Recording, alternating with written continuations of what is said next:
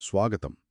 ఈరోజు మనం అధికారం, అసూయ మరియు తప్పించుకోవడాల మధ్య సాగే ఒక ఉత్కంఠభరితమైన కథను లోతుగా పరిశీలిస్తున్నాం. హ్మ్. మన మూలాధారం 1 సమూయేలు గ్రంథం 19వ అధ్యాయం. ఇక్కడ మనం చూసేది రాజైన సౌలు ఆ యువ వీరుడైన దావీదును చంపడానికి చేసే ప్రయత్నాలు. అవును. కాని కేవలం కథ చెప్పడం కాదు మన ఉద్దేశం.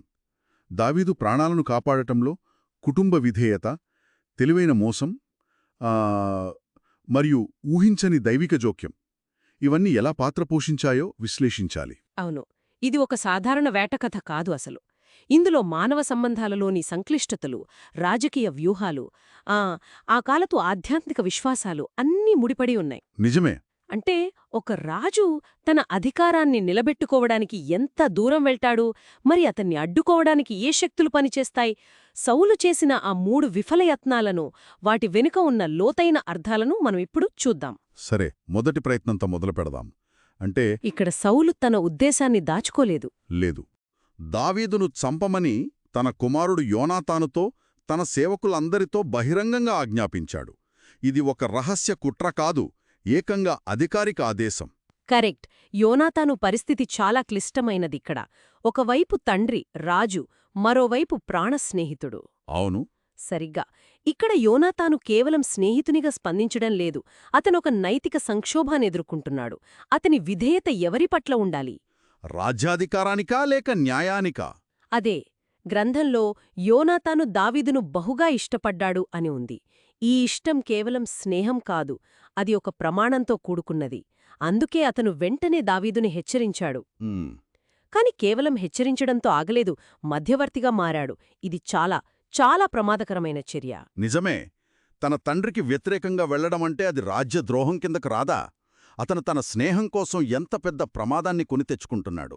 ఖచ్చితంగా అది రాజద్రోహంగానే పరిగణించబడవచ్చు.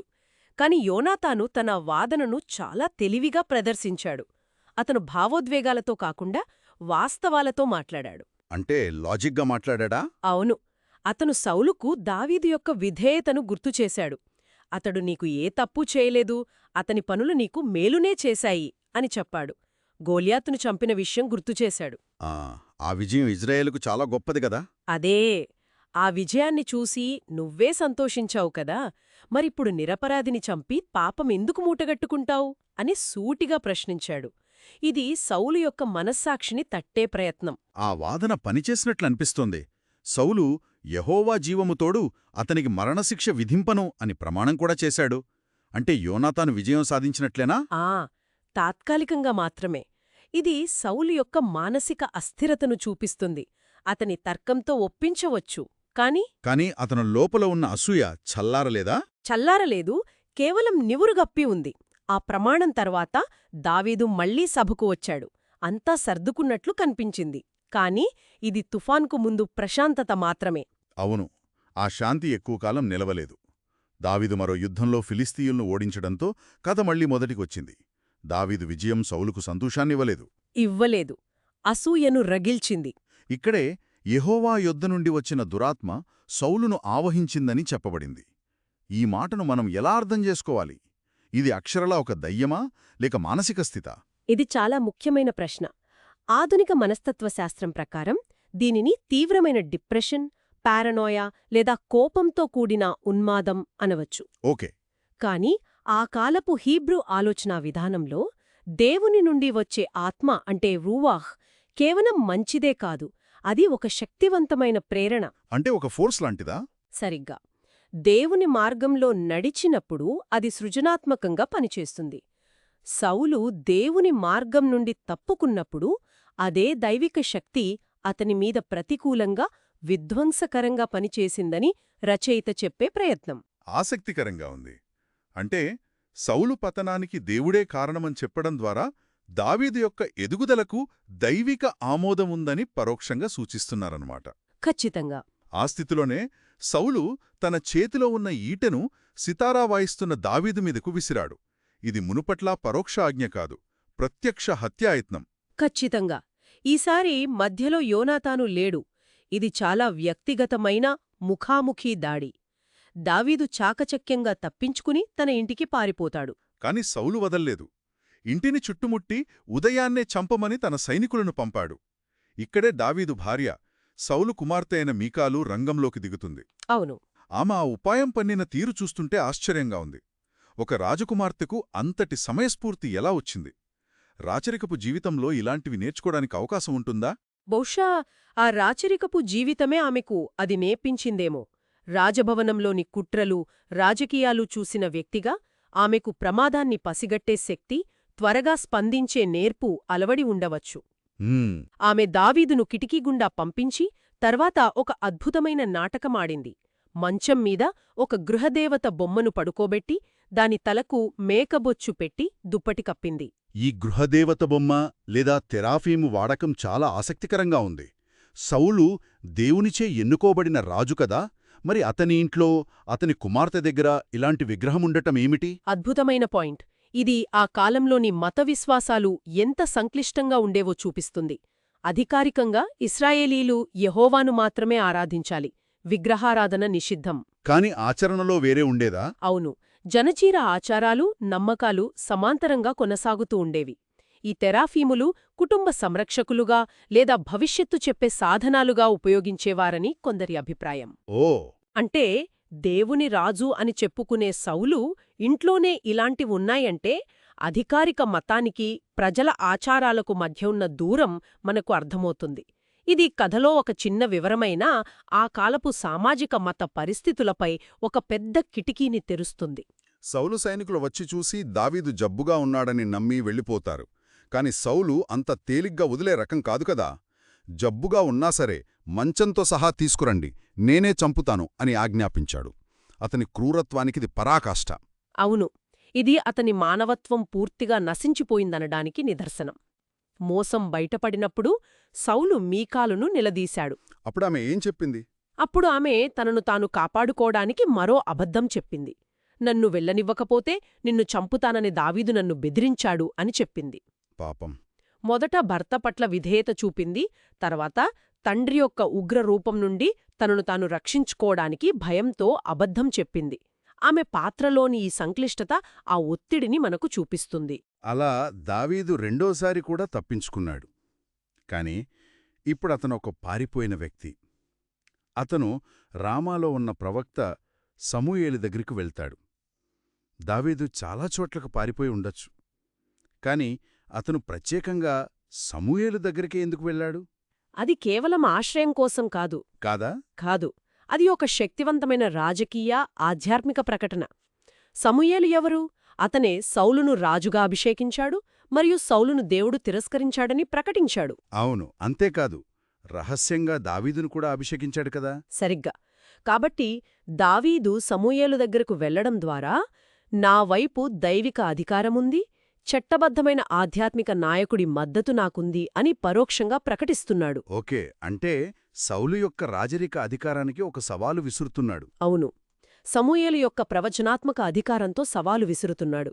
వారు కలిసింది కూడా నాయోతులో, అంటే ప్రవక్తల నివాసం అని అర్థం. అది సమూయేలు యొక్క అధికార కేంద్రం. కాబట్టి అదొక రక్షణ కవచం లాంటిది. కాని సౌలుకు ఈ విషయం తెలిసింది. అతను దావీదును పట్టుకోవడానికి 3 సార్లు తన సైనికులను పంపించాడు. ప్రతిసారీ ఒకే వింత సంఘటన జరిగింది. వారు అక్కడికి వెళ్లగానే ప్రవచించడం మొదలుపెట్టారు. ఇక్కడ ప్రవచించడం అంటే భవిష్యత్తు చెప్పడం కాదు గదా? కాదు, అస్సలు కాదు. దీన్ని మనం సరిగ్గా అర్థం చేసుకోవాలి. ఇక్కడ ప్రవచించడం అనేది ఒక రకమైన పారవశ్యస్థితి. దేవుని ఆత్మ వారిపై బలంగా వచ్చినప్పుడు వారు తమ నియంత్రణ కోల్పోయి పాడటం, అరవడం, ఒక రకమైన దైవిక ఉద్రేకంతో ప్రవర్తించడం. ఓ, ఒక ట్రాన్స్ లాంటిదా? ఒక రకంగా అంతే. అది ఒక అంటువ్యాధిలా వ్యాపించే శక్తివంతమైన ఆధ్యాత్మిక అనుభవం. అందుకే సౌలు పంపిన సైనికులు తమ పని అంటే దావీదును బంధించడం మర్చిపోయి ఈ స్థితిలోకి వెళ్ళిపోయారు. ఇది దైవిక జోక్యానికి స్పష్టమైన ఉదాహరణ. అవును, సమూయేలు ప్రార్థనలతో ఒక అదృశ్యమైన ఆధ్యాత్మిక కంచెను సృష్టించినట్లుగా ఉంది. ఒకసారి జరిగితే యాదృచ్ఛికమనవచ్చు, 2 సార్లు జరిగితే ఆశ్చర్యం, కాని 3ఓసారి కూడా అదే జరిగితే సౌలుకది దైవిక సంకేతమన అర్థం కావాలి కదా. అర్థం కాలేదు. కాని అతడు మరింత మొండిగా మారి తనే స్వయంగా వెళ్ళాడు. ఇది అతని అహంకారానికి నిదర్శనం.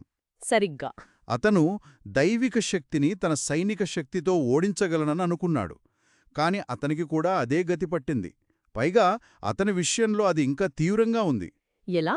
దేవుని ఆత్మ అతని మీదకు రాగానే అతను కూడా దారి పొడవునా ప్రవచిస్తూ వెళ్ళాడు. నాయోతుకు చేరుకున్నాక సమూయేలు ఎదుక తన రాజవస్త్రాలను తీసివేసి ఒక పగలు ఒక రాత్రి వివస్త్రుడై పడివున్నాడు. అయ్యో! ఇదొక రాజుకు ఊహించలేని అవమానం. తన రాజవస్త్రాలు తీసివేయడమంటే తన అధికారాన్ని, గౌరవాన్ని, గుర్తింపును కోల్పోవడం. కరెక్ట్. ఆ స్థితిలో 24 గంటలపాటు నిస్సహాయంగా పడి ఉండటం, ఇది దావీదుకు దొరికిన రక్షణ మాత్రమే కాదు, సౌలు యొక్క పతనానికి ఒక బహిరంగ ప్రదర్శన కూడా. ఖచ్చితంగా. ఈ సంఘటనే సౌలు కూడా ప్రవక్తలలో ఉన్నాడా అనే సామెతకు దారితీసింది. గతంలో ఈ సామెతను సౌలు యొక్క స్థాయిని పొగడటానికి వాడి ఉండవచ్చు, కాని ఇక్కడ అది పూర్తి వ్యంగ్యంగా మారింది. దాని అర్థం మారిపోయిందంటారా? పూర్తిగా. ఇక్కడ దాని అర్థం, చూడండి, దేవునిచే తిరస్కరించబడిన రాజుకూడా దేవుని శక్తికి లొంగిపోయి ప్రవక్తలలా ప్రవర్తించవలసి వచ్చింది అని. ఇది అతనిని గౌరవించడం కాదు, అపహాస్యం చేయడం. దావీదును వెంబడించి అతని ప్రణాళికను దేవుడు కేవలం ఆపలేదు. ఆ ప్రయత్నంలో సౌలును పూర్తిగా నిరాయుధుడిని చేసి అవమానపరిచాడు. దావీదుకు తప్పించుకోడానికి కావలసిన సమయాన్నిచ్చాడు. కాబట్టి ఈ ఒక్క అధ్యాయంలోనే దావీదు ప్రాణాల మీద జరిగిన 3 విఫల యత్నాలను చూశాం. మొదట యోనాతాను యొక్క మానవ మధ్యవర్తిత్వం, రెండవది మీకాలు యొక్క మానవ ఉపాయం. అవును, ఈ 2 కుటుంబ సభ్యుల ద్వారా జరిగినవి. కాని మూడవది సౌలు, అతని సైనికులు నియంత్రించలేని ఒక ప్రత్యక్షమైన, అధిగమించలేని ఆధ్యాత్మిక జోక్యం. రక్షణ స్థాయి కూడా పెరుగుతూ వచ్చింది. అవును, కథనం యొక్క తీవ్రత పెరుగుతున్న కొద్దీ జోక్యం యొక్క శక్తి కూడా పెరిగింది. సౌలు ఎంత ముండిగా మారితే దేవుని రక్షణ అంత అద్భుతంగా బలంగా ప్రదర్శించబడింది. నిజమే. సకల అధికారాలు, సైన్యం, గూఢచారులున్న రాజైన సౌలు దైవిక చిత్తానికి వ్యతిరేకంగా వెళ్ళినప్పుడు పూర్తిగా నిస్సహాయుడుగా మిగిలిపోయాడు. తన సొంత పిల్లలు అతనికి వ్యతిరేకంగా మారారు, అతని దూతలు అతని ఆజ్ఞలను నెరవేర్చలేకపోయారు. చివరకు తనే తన నియంత్రణను కోల్పోయాడు. అవును. ఈ కథ మనల్ని ఒక బలమైన ఆలోచనతో వదిలివేస్తుంది. అధికారం యొక్క స్వభావం గురించి ఇది ఒక లోతైన ప్రశ్నను లేవనెత్తుతుంది. అసలు నిజమైన శక్తి, నిజమైన సార్వభౌమాధికారం ఎక్కడ ఉంటుంది? కిరీటంలో, రాజదండంలో, ఈటలలో ఉంటుందా, లేక శత్రువులను అత్యంత ఊహించని మార్గాల్లో నిరాయుధులను చేయగల ఒక ఉన్నతమైన సంకల్పంతో కలిసి నడవడంలో ఉంటుందా? అదే ఈ కథ యొక్క సారాంశం. సౌలు అధికారం కేవలం బాహ్యమైనది, కాని దావీదు చుట్టూ ఉన్న శక్తి అంతర్గతమైనది, దైవీకమైనది. ఈ అధ్యాయం మనకు చెప్పేది ఏమిటంటే, మానవ ప్రణాళికలు ఎంత పటిష్టంగా ఉన్నా, ఒక ఉన్నతమైన ప్రణాళికతో అవి ఘర్షణ పడినప్పుడు వాటి గతి ఎలా మారుతుందో మనం చూశాం. అవును. ఇది అధికారం మరియు విశ్వాసం మధ్య ఉన్న శాశ్వతమైన సంఘర్షణకు ఒక శక్తివంతమైన ఉదాహరణ.